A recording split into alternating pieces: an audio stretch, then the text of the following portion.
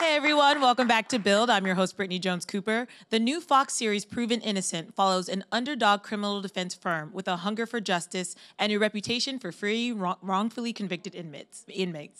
Tony Award winner Nikki James plays the firm's communication director, Violet Price, who runs a true crime podcast that follows each investigation. Take a look. After 27 years, will an innocent man finally get to go home? This is the first time you're facing off against Boudreau since you became a lawyer 4 years ago, correct? Yes, it is. To the two people in the entire world who don't know, Boudreau is the very prosecutor who wrongfully convicted Madeline and her brother Levi Scott of the first-degree murder of her best friend, Rosemary Lynch. Are you nervous? Going up against the man who put you away? No. His approach in my case was so stunningly dishonest that any opportunity to show the world that our white knight state's attorney is really a corrupt liar is an opportunity I'm eager to take. And that is your law partner, Easy Boudreau, who I guess doesn't know we're recording. Curious what he thinks the headsets are for. This is Until Proven Innocent with Violet Price, telling the stories of the wrongfully accused and the lawyers who represent them. Everyone put your hands together for Nikki M. James. How you doing? I'm great. Good. We were just chatting. So you guys filmed that in Chicago. Yeah, we do. So thanks for coming and visiting us here. Absolutely. You know, I'm a New Yorker, so I'm like super excited to be back home after 5 months in Chicago. Getting to know a new city has been a lot of fun. Although I'm sure you've heard news about that polar vortex. It was cold. Yeah, that was really cold. Sorry about that. And I thought I was tough, and then the Chicago winter will get you. Yeah. What's been the most surprising thing about living and kind of working in Chicago now? I think the fact that turns out I like deep dish pizza. I know I never thought controversial thing to say? Yeah, I don't think it's pizza. It tastes like a casserole, but it's delicious, so I'll eat it. No, you know what? It's been really cool to just to be doing a show about a city in that city, like getting to explore, the different neighborhoods, understanding like the history of both the architecture of the city, which is really cool, but also just the evolution of the city over time. It's been really great. Especially too around the issue that you guys are covering in Proven Innocent. Obviously, you're dealing with a lot of inmates who are wrongfully convicted, and obviously Chicago has a huge reputation in history. Yeah. So it seemed fitting that the show was set there. Yeah, I think that's totally purposeful, I think, for our creators. The idea behind our show is that our law firm is really based on the Innocence Project or the Center on Wrongful Conviction. These are law firms that really specialize in like unraveling these cases and getting innocent people free. And I think that they felt they really wanted to have it take place in Chicago because it's the part and the beginning of this movement. And then also, Chicago, for better or worse, has its own sort of history with police brutality and sort of shady prosecution and stuff like that. So we were not shying away from the reality of this city too. Like that's a part of its history as well. Yeah. And I got to check out 2 episodes, and what I loved is that you can tell that the show's gonna go there. Yeah. Right. Oh, yeah. It's gonna take some of these maybe heard from the headline stories, really dig into them. So it feels cool. it feels like that. It does feel ripped from the headlines, and unfortunately, there's so many headlines. Like every other week, someone I know will send me an email about a case of someone who spent 25 years in jail for a crime they didn't commit and like was overturned on DNA evidence, or going back and realizing they'd been a confession. But so our show, like we don't shy away from it. The issues that are at stake here they're high stakes. Like it's a lot of we tackle really religious ideas about religion and abortion. We discuss and talk about the death penalty. We represent people who are guilty of crimes that are like, seemingly really pretty nasty. Right. Yeah. And then all of that is wrapped around the idea that Madeline also was a wrongfully convicted person. Yeah. And so there's that extra sort of layer to it. There's this extra layer. And also I think it's something in the time that I've been meeting and spending time with people who are exonerees, a lot of them find once they get out that they want to give back. And so it feels very right that the reason why she was drawn to this, the reason why Madeline was drawn to this field is because that she wants to help people who are like her, you know? Yeah, it's cool. And let's talk about your character, Violet, because she in so many ways gets to sort of narrate things a little bit and kind of bring the viewer in. So tell us about her. Violet is, she's our social media director, and a law firm, a scrappy law firm like ours, it actually means you wear a lot of hats. But one of her big things is I do a weekly podcast out of our offices, and the focus of the podcast is our clients. Our focus is like shining a light on the plights of our clients. And then in that way, I'm helping both, my, Violet's listening audience to understand what's happening and like the stories of the people who have been forgotten. And then for the viewing audience, I get to be kind of the conscience of the show. I take what our weekly case is and turn it into a bigger message or meaning. It feels really awesome and powerful, and Violet is deeply passionate about what she does, which aligns itself with the way I feel, and I'm really inspired by her. Yeah, in the episodes I got to watch, she was one of my favorite parts because if that was a real podcast, it would be so successful. Like, I follow a lot of these murdering, and I'm like, oh my God, I would listen to that every single week to watch things unfold. Absolutely. Time. It's super cool. And also what I love about podcasting is like, she's not technically a journalist, so she's actually really infusing her own point of view. Like, she's not pretending at all to like be unbiased, and that's really cool. Like, I love that people, because of this, the way the medium has evolved, podcasting, people really are giving voice to their own thoughts and feelings, and sometimes that's a little bit more interesting, as long as, you preface it with like, this is my opinion, and she does that a lot. She lets herself go there. Yeah, and I think it will help the show find that audience that already sort of likes these sort of stories. Absolutely. I mean, we have Making the Murderer. Oh my goodness. Serial and all these shows. And so this, for me, feels like getting to watch one of those once a week. Absolutely. Yeah. I mean, Making a Murderer season 2, which I recently binge watched over a weekend, I was like, this is what our show is about. This is about how you unravel something that you've been told is true and try to go back through it. It's really cool. So how did you get brought onto this project? What was the audition process like? Well, I think like any other actor, I was like putzing around New York trying to do a pilot season. It's like this time of year, everyone's trying to get the same 10 jobs.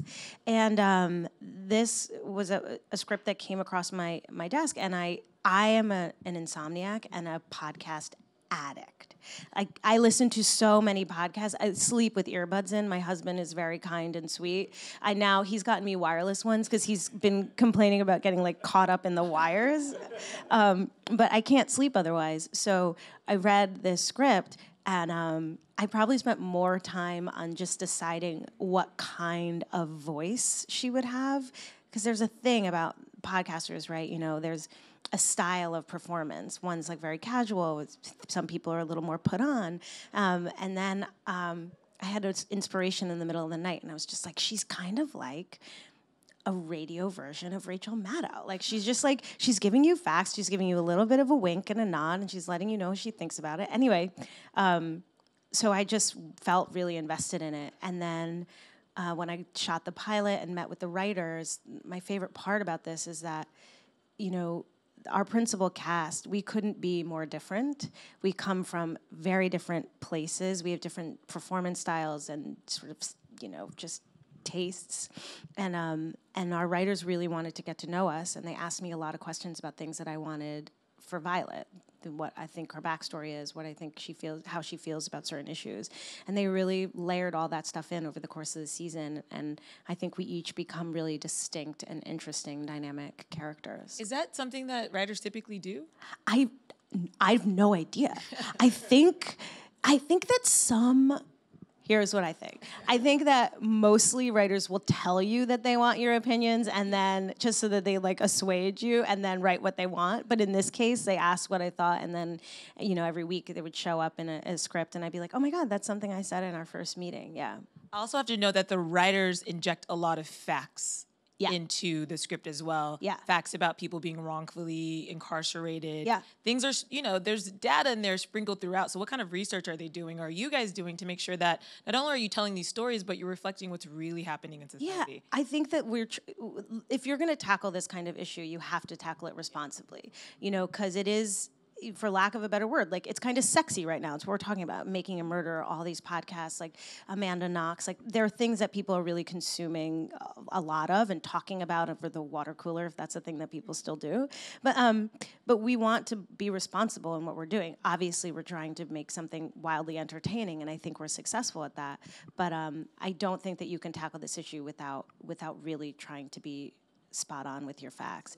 And there are things that I have learned over the course of working on this show that have opened my eyes so wide to how much or how little I knew about this issue. Yeah. What's one thing that kind of shocked you? The fact that the fact that the death penalty is mostly is used mostly against poor minorities, to an unbelievable degree.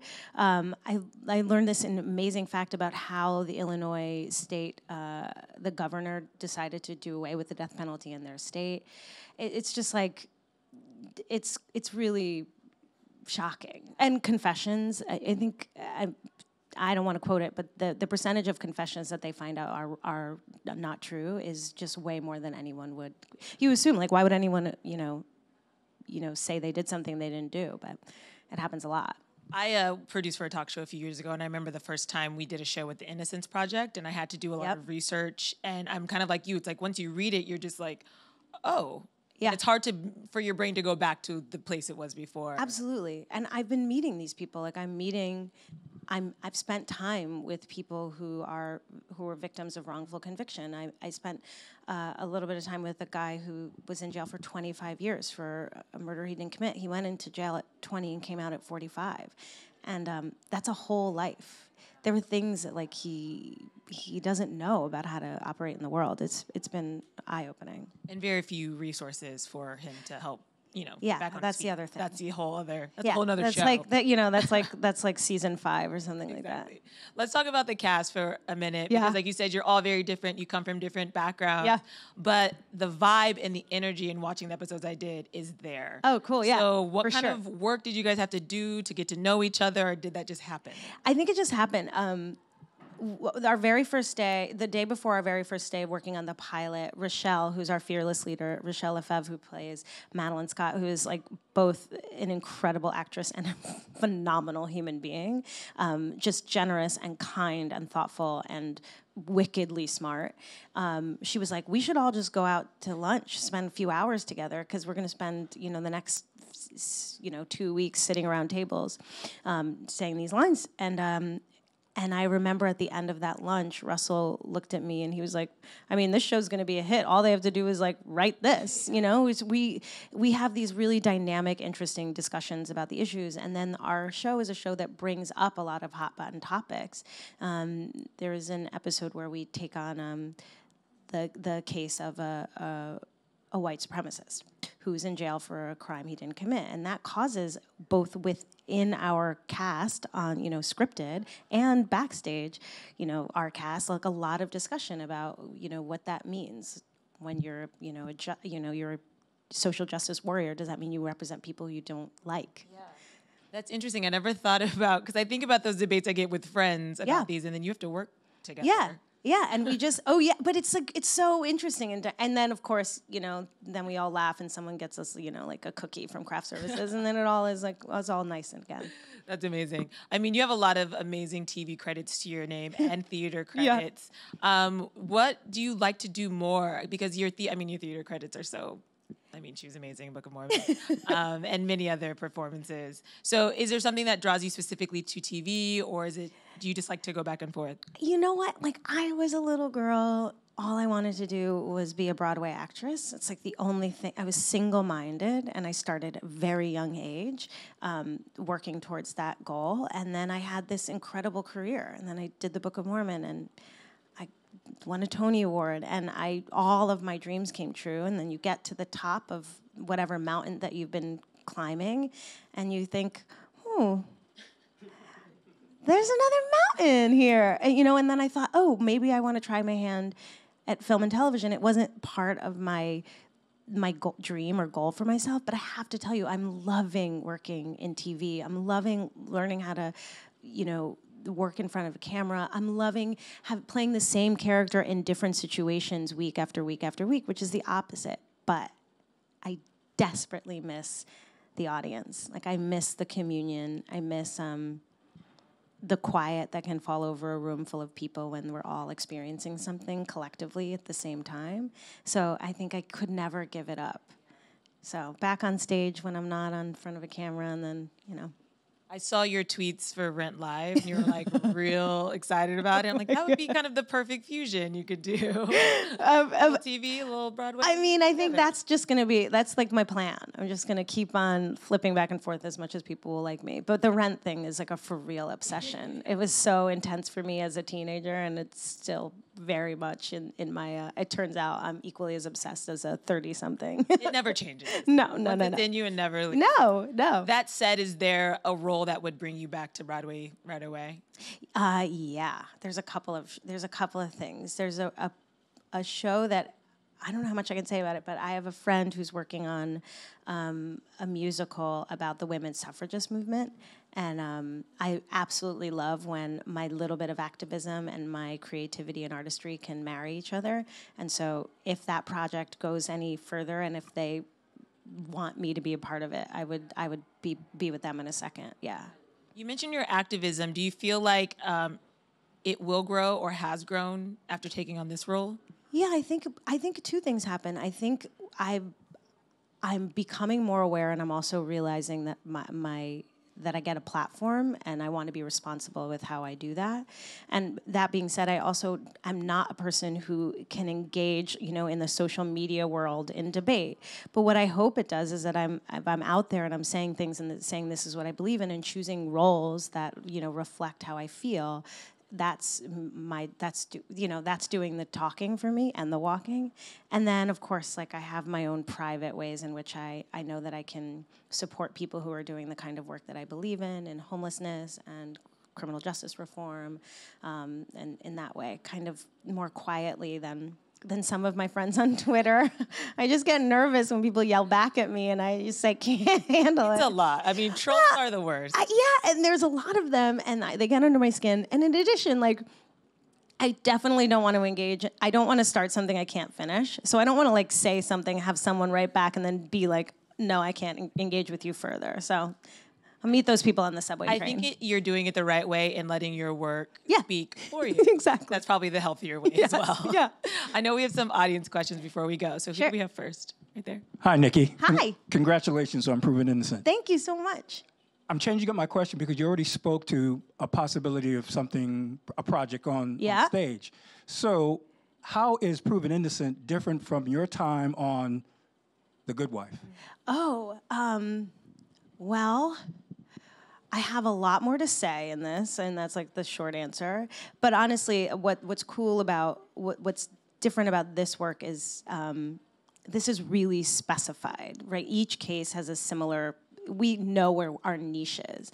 In Good Wife, which was really cool, every day, we could go any place, any day, and I'm really enjoying that. This is we just not keep telling the same story, but we're really focusing on this aspect in this area of the legal profession and the justice system, and also being a series regular as opposed to being a recurring role. There's this real calmness that you can feel knowing where you're going with your character and that kind of thing, which allows you a lot of freedom. It's awesome.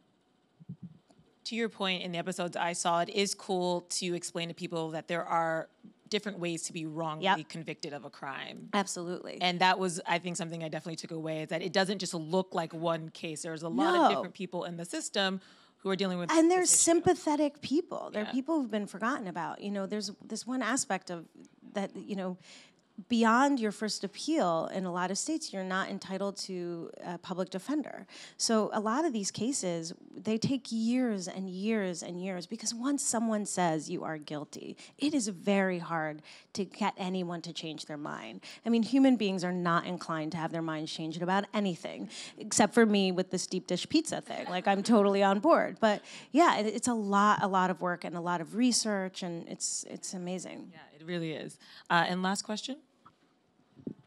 Hi. Hi. So now that you've had some experience in TV shows about law and justice, I was wondering, do you ever see a case on the news and you kind of see yourself as like a lawyer in that situation, or like, oh, I could do that? Yes, of course I think I could do that. Yeah. Don't we all?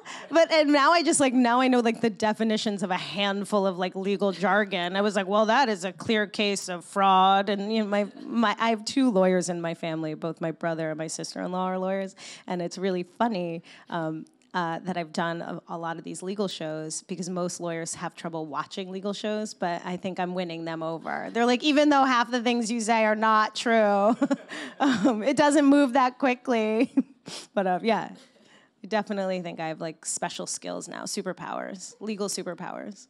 So on that note, Making a Murderer, Stephen Avery, who did it? I don't know who did it, but I don't think it was him. I don't either. Ooh, I met the lawyer. I met the lawyer who represented Brandon at the Center on Wrongful Conviction, which is based in Northwestern, and to me, she was a celebrity. I went out of my way to introduce myself to her, and then she was like, "This is awkward. Like, this isn't the way this is supposed to go. Like, you're not supposed to be a TV actress who finds a random lawyer at a party and like stalks her and gets an autograph." So, like, that's why I'm good at my job. Take it very seriously. Exactly. Well, you do take it very seriously, because the show is great. Like I said, Thanks. the cast vibes so well, and the stories are so important. Yeah. So I hope people get a chance to check it out. I think they will. Friday night. Yeah. This Friday, This Friday. episode 1 on Fox. She just said 9/8 Central. Proven Innocent premieres this Friday, February 15th at 9 p.m. Eastern on Fox. Give it up for Nikki M. James.